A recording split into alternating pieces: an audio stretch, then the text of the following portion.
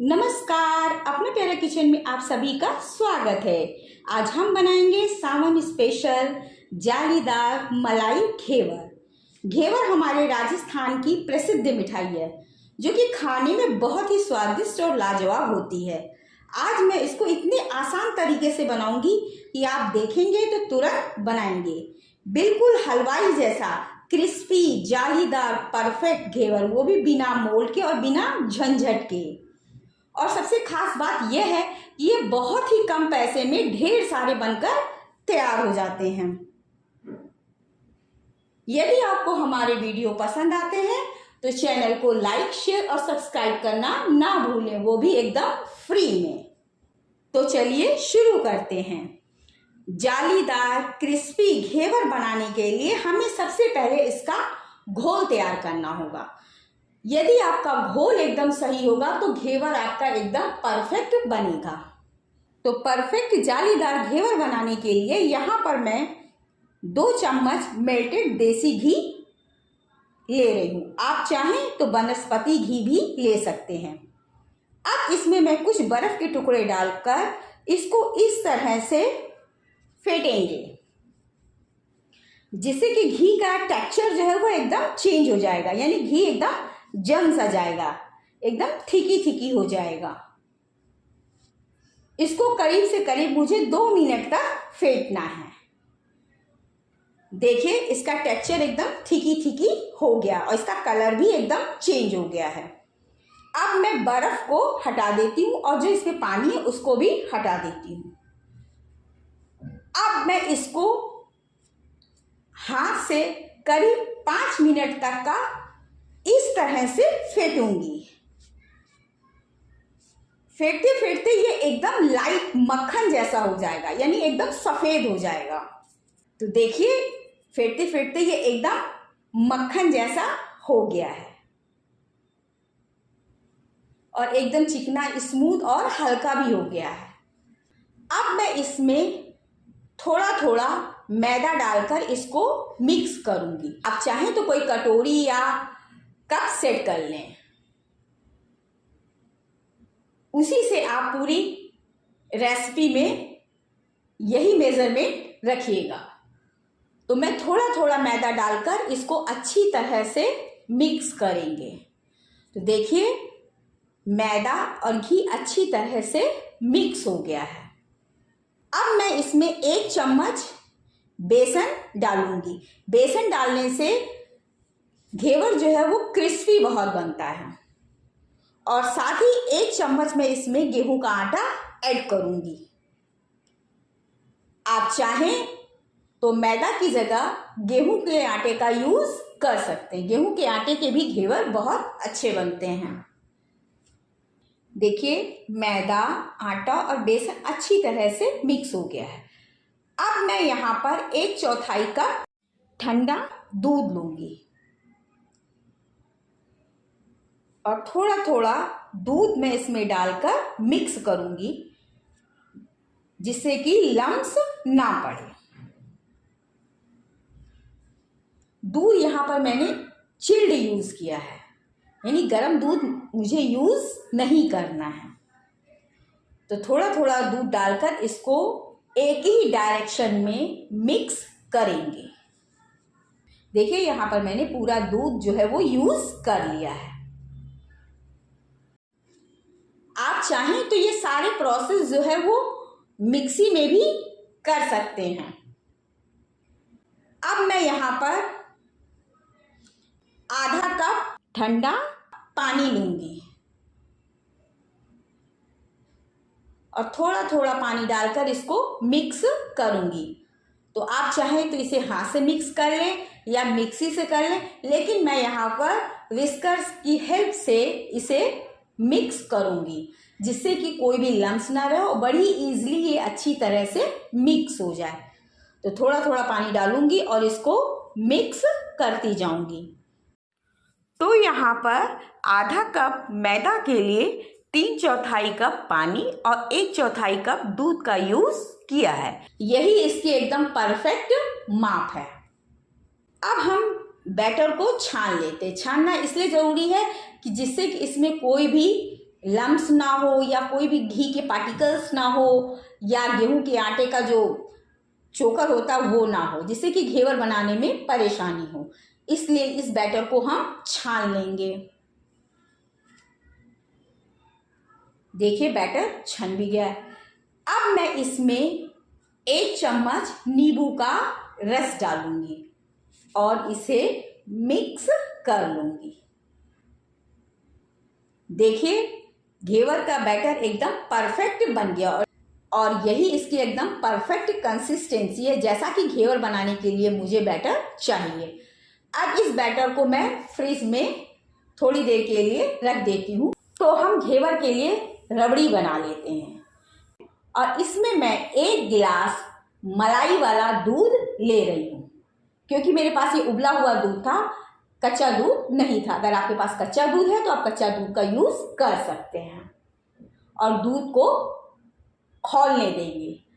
जब दूध खौलकर थोड़ा कम हो जाएगा तब मैं इसमें 3 चम्मच चीनी डालूंगी और इसे चलाती रहूंगी, क्योंकि चीनी पानी छोड़ती है। और इसे अच्छी तरह से पकने देंगे।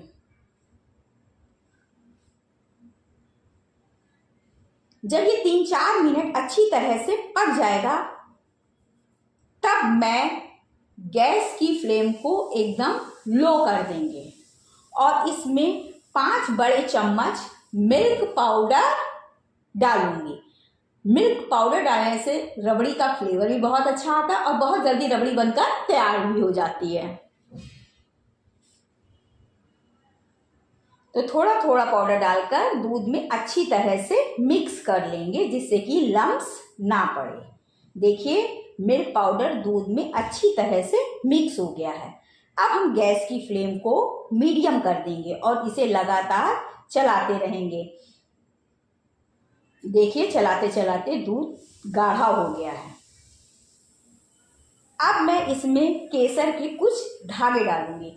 इससे रबड़ी का कलर भी बहुत अच्छा आता है और खुशबू भी बहुत अच्छी आती है। देखिए रबड़ी बनकर तैयार हो गई।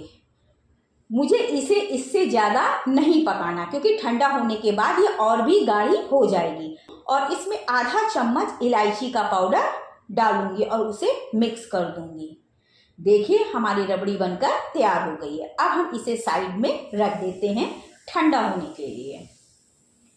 अब हम घेवर के लिए चाशनी बना लेते हैं। तो इसके लिए यहाँ पर हम आधा कप चीनी और 1/4 कप पानी डालकर और 2 हरी इलायची छीलकर डाल देंगे और चाशनी को पकने देंगे। हमें इसकी चाशनी के लिए एक तार की चाशनी नहीं बनानी है।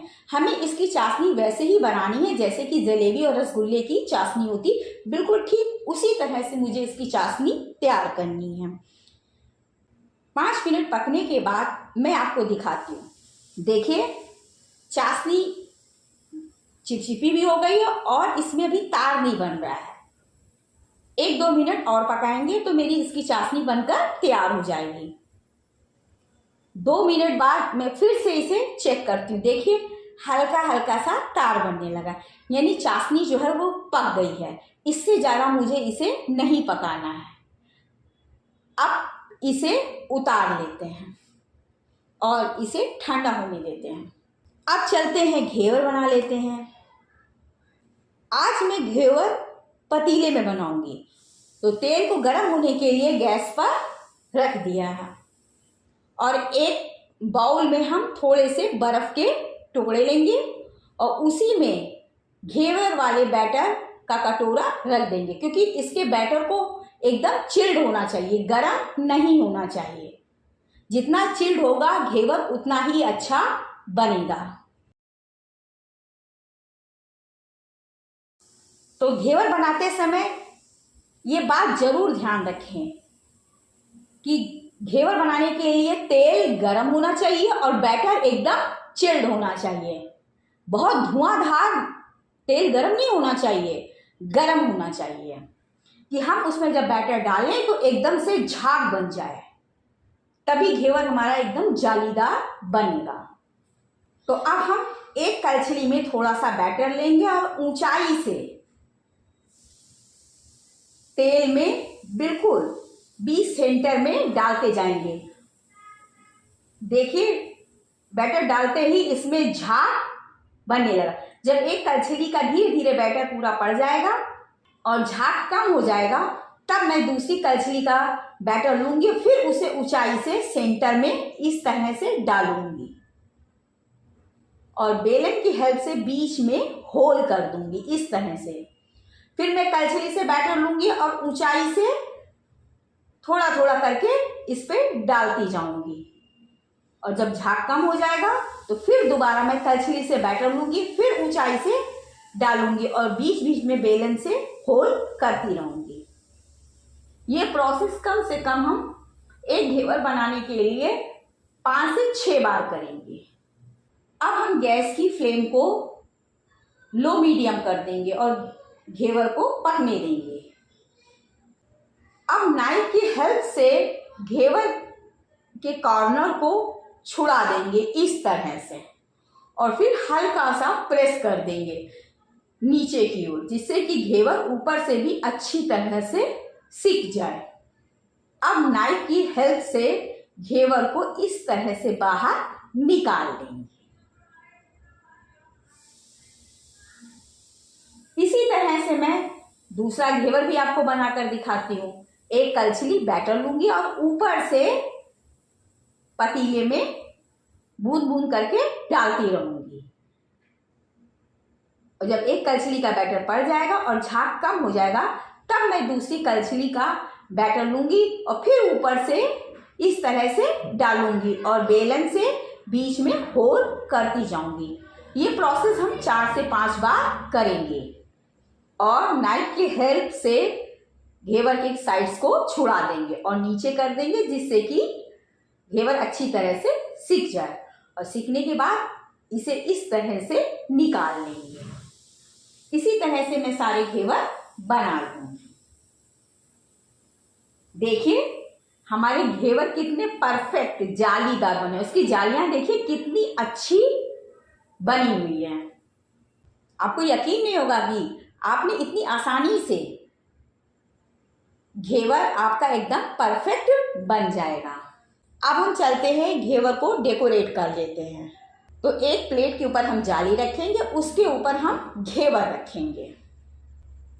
अब इस घेवर के ऊपर हम सबसे पहले जो हमने शुगर सिरप बनाया है उसको इस तरह से चारों तरफ डाल देंगे। अब इसके बाद जो हमने रबड़ी बनाई है उस रबड़ी को इस घेवर के चारों तरफ इस तरह से फैला लेंगे।